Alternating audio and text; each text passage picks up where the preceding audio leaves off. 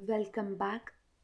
Friction എന്ന ചാപ്റ്ററിലെ last portion ആയിട്ടുള്ള coefficient of friction and it application related പ്രോബ്ലമാണ് ഈ വീഡിയോയിൽ ഇൻക്ലൂഡ് ചെയ്തിട്ടുള്ളത്.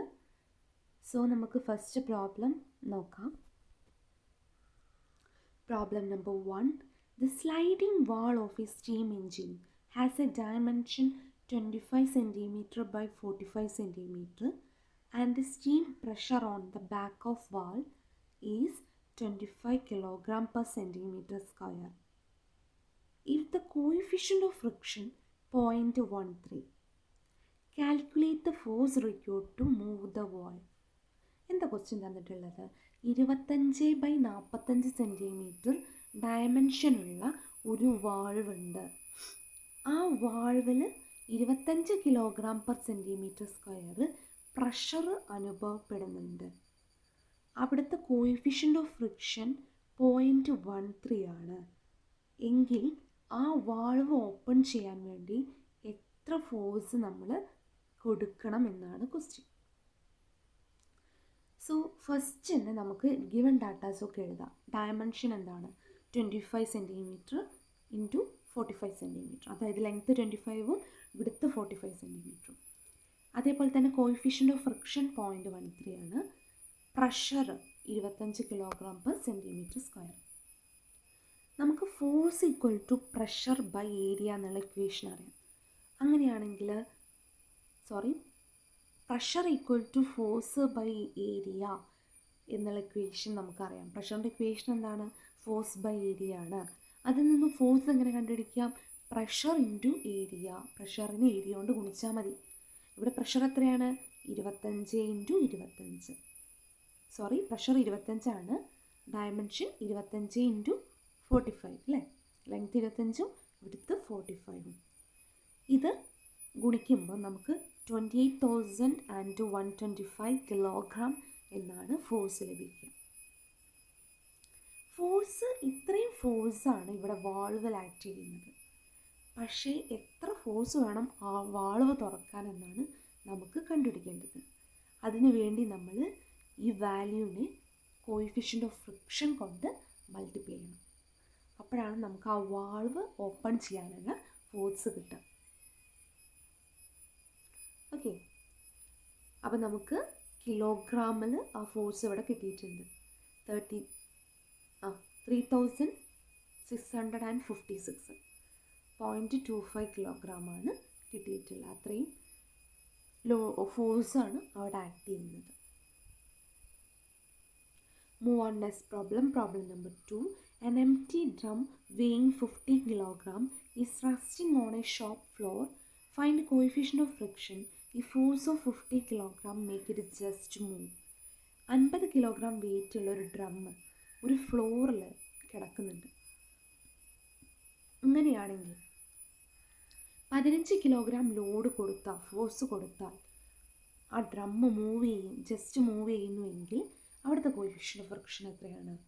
ഇവിടെ വെയിറ്റ് 15 കിലോഗ്രാം ആണ്, ഫോഴ്സ് 15 കിലോഗ്രാം ആണ്. വെയിറ്റ് 50 കിലോഗ്രാം ആണ് അല്ലേ? വെയിറ്റ് 50 കിലോഗ്രാമും ഫോഴ്സ് 15 കിലോഗ്രാമുമാണ് തന്നിട്ടുള്ളത്. അപ്പോൾ കോയിഫിഷ്യൻ്റ് ഓഫ് ഫ്രിക്ഷൻ നമുക്ക് എന്ത് കാണാം? ഇക്വേഷൻ നമ്മൾ പഠിച്ചിട്ടില്ലേ? Force by weight. ഫോഴ്സ് എത്രയാണ്? 15, വെയിറ്റ് 50. അപ്പോൾ ഡയറക്റ്റായിട്ട് നമുക്ക് കോയിഫിഷ്യൻ്റ് ഓഫ് ഫ്രിക്ഷൻ 0.3 എന്ന് കിട്ടും. Move on next problem. Problem number 3 ആണ്. ഈ machine crate weighing 1000 kilogram move distance of 5 meter in 5 seconds. Coefficient of friction between the crate and the floor 0.3. Calculate horizontal force required to move the crate and horsepower absorbed against the friction. 1000 kilogram weighing ആയിട്ടുള്ള ഒരു ക്രേറ്റിന് machine crate അത് 5 metre 5 സെക്കൻഡിൽ move ചെയ്തു എങ്കിൽ ഈ ക്രേറ്റും ഫ്ലോറും തമ്മിലുണ്ടാക്കുന്ന coefficient of friction 0.3 ആണ്. എങ്കിൽ എത്ര ഫോഴ്സ് വേണം ആ ക്രേറ്റ് മൂവ് ചെയ്യാൻ എന്നാണ് ക്വസ്റ്റ്യൻ. അത് ഹോഴ്സ് പവറിലാണ് നമുക്ക് കണ്ടുപിടിക്കേണ്ടത്. അപ്പോൾ വെയിറ്റ് എത്രയാണ്? 1000 കിലോഗ്രാം ആണ്. ഡിസ്റ്റൻസ് എത്രയാണ്? 5 മീറ്റർ, ടൈം 5 സെക്കൻഡ്. എങ്ങനെ നമുക്കിത് സോൾവ് ചെയ്യാൻ നോക്കാം. ഇവിടെ കോഎഫിഷ്യന്റ് ഓഫ് ഫ്രിക്ഷൻ 0.3 ആണ് കേട്ടോ. അപ്പം നമുക്ക് mu = F/W എന്നുള്ള ഇക്വേഷൻ അറിയാം. mu 0.3 ആണ്, F ആണ് നമുക്ക് കണ്ടുപിടിക്കേണ്ടത്. W എത്രയാണ്? ഇവിടെ തന്നിട്ടുണ്ട്, വെയിറ്റ് 1000 കിലോഗ്രാം ആണ്. 1000 കിലോഗ്രാം ആണ്. ഓക്കെ, അപ്പം നമുക്ക് ഫോഴ്സ് എന്ന് പറഞ്ഞാൽ 300 കിലോഗ്രാം എന്ന് കിട്ടും. Okay, 300 kilogram. പക്ഷെ നമുക്ക് കിലോഗ്രാമിൽ കിട്ടിയാൽ പോരാ, ഹോഴ്സ് പവറിൽ കിട്ടണം ആൻസർ. ഓക്കെ, അപ്പോൾ ഹോഴ്സ് പവറിൽ കിട്ടണമെങ്കിൽ, ആൻസർ കിട്ടണമെങ്കിൽ നമുക്കറിയാം ഒരു ഹോഴ്സ് പവർ എന്ന് പറഞ്ഞാൽ 75 മില്ലി കിലോറി പെർ സെക്കൻഡ് ആണ്. Okay, 75 metre kilogram per second ആണ്. സോറി, ഒരു ഹോഴ്സ് പവർ എന്ന് പറഞ്ഞാൽ 75 മീറ്റർ കിലോഗ്രാം പെർ സെക്കൻഡ് ആണ്. അങ്ങനെയാണെങ്കിൽ 1 മീറ്റർ കിലോഗ്രാം പെർ സെക്കൻഡ് എത്രയായിരിക്കും? 1/75 കിലോഗ്രാം അല്ലേ? ഓക്കെ, അപ്പോൾ ഇതെങ്ങനെ നമുക്ക് ചെയ്യാൻ നോക്കാം. ഈ ഫോഴ്സിനെ നമ്മൾ ഇവിടെ മീറ്റർ കിലോഗ്രാം പെർ സെക്കൻഡ് ആക്കണമെങ്കിൽ നമ്മൾ എന്ത് ചെയ്യണം? ഡിസ്റ്റൻസ് ഇവിടെ തന്നിട്ടുണ്ട്, എത്രയാണ്? 5 മീറ്റർ. 5 മീറ്റർ കൊണ്ട് മൾട്ടിപ്ലൈ ചെയ്ത ഡിസ്റ്റൻസിന് നമുക്ക് മീറ്ററിലേക്കാൻ, കിലോഗ്രാം മീറ്റർ ആവില്ലേ അതിൻ്റെ യൂണിറ്റ്. ഓക്കെ, പിന്നെ അതേപോലെ തന്നെ ടൈം കൊണ്ട് ഡിവൈഡ് ചെയ്ത് കഴിഞ്ഞാൽ നമുക്ക് ഈ total unit metre kilogram per second ആക്കാൻ പറ്റും. ഓക്കെ, പിന്നെ ഹോഴ്സ് പവറിൽ കിട്ടണമെങ്കിൽ ആ ടോട്ടൽ ആൻസറിന് 75 കൊണ്ട് ഡിവൈഡ് ചെയ്താൽ മതി. ഓക്കെ, അപ്പോൾ എന്താണ് ഇക്വേഷൻ വരിക? F × X by time into 1/75 എന്ന് ഇക്വേഷൻ കിട്ടും. ഫോഴ്സ് എത്രയാണ്? 300. ഡിസ്റ്റൻസ് എത്രയാണ്? 5.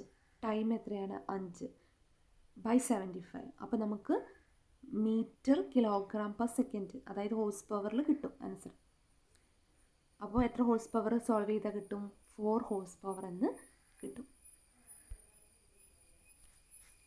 ഇനി പ്രോബ്ലം നമ്പർ 4 ആണ് നമുക്ക് പറയാനുള്ളത്. Find out the power of lost due to friction by a planer under following condition.